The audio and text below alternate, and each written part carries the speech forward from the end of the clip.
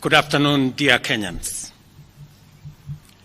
Over the past 2 years, our government has rallied the country behind the bottom-up economic transformation agenda, the basis upon which we were elected in the democratic elections of the year 2022.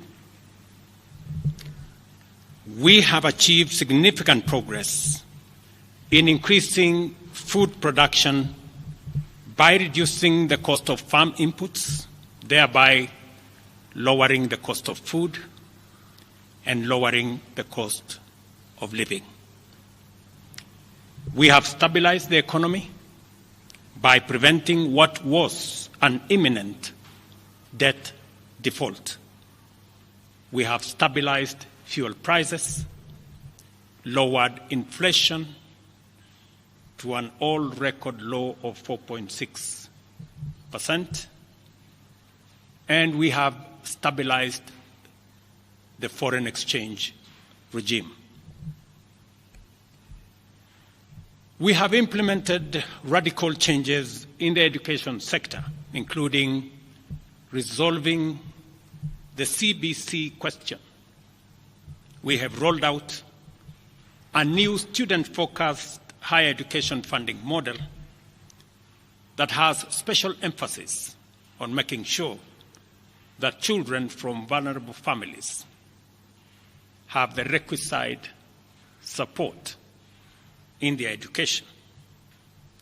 We have also improved the student-teacher ratio in both our primary and secondary schools by hiring an additional 56,000 teachers and also hiring an additional 2,000 tutors for our TVET institutions.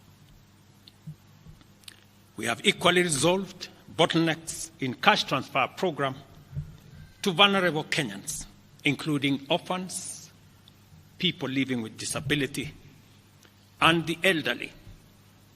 We have not only brought on board more beneficiaries, but in keeping with the promise that we made, it is now not the case, as it was in the past, that these vulnerable Kenyans have to wait for months. Now their stipends are paid as salaries of public servants are being paid. We did roll out the Hustler Fund that today benefits 2 million Kenyans. And we have 7 million Kenyans who had been denied access to financial services by credit reference bureaus. They are now off the blacklisting roll. Our affordable housing program has now more than 100,000 housing units under construction.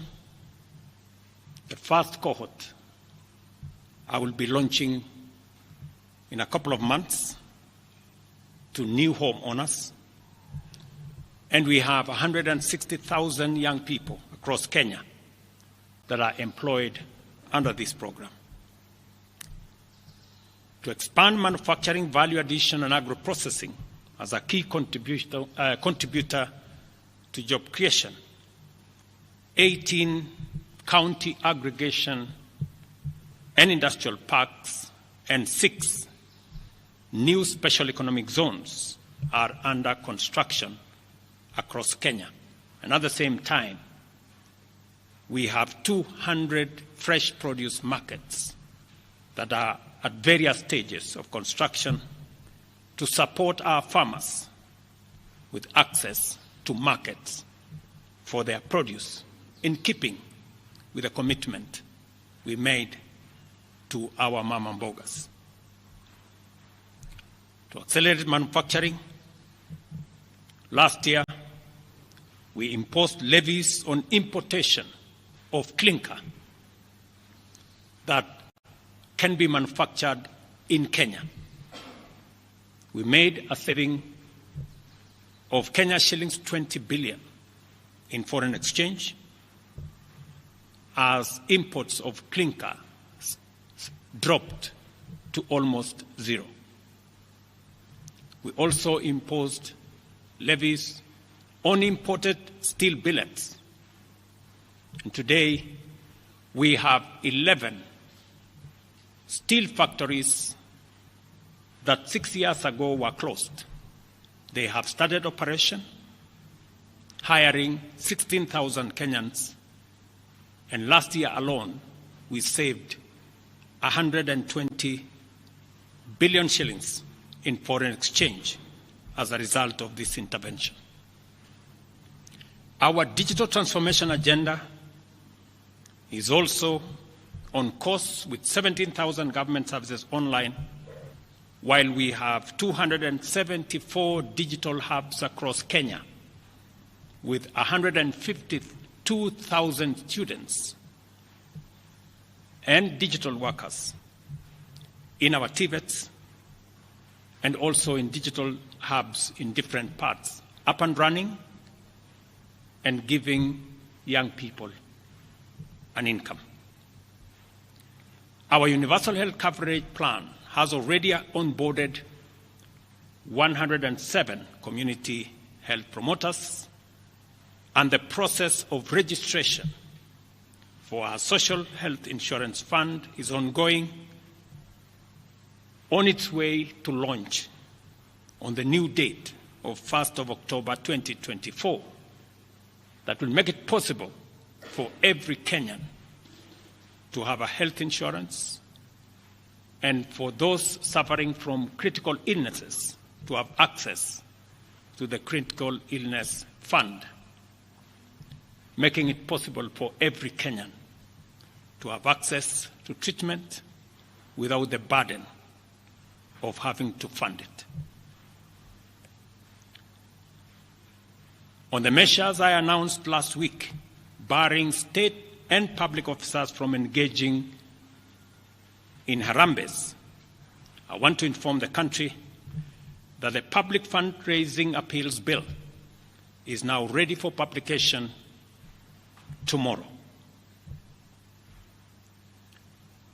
However, even with the progress we have made, I am acutely aware that the people of Kenya have very high expectations of me. And they believe that this administration can undertake the most extensive transformation in our nation's history. Recent events that necessitated the withdrawal of the finance bill, which will require a review and reorganization of our budget and fiscal management, have brought us to an inflection point.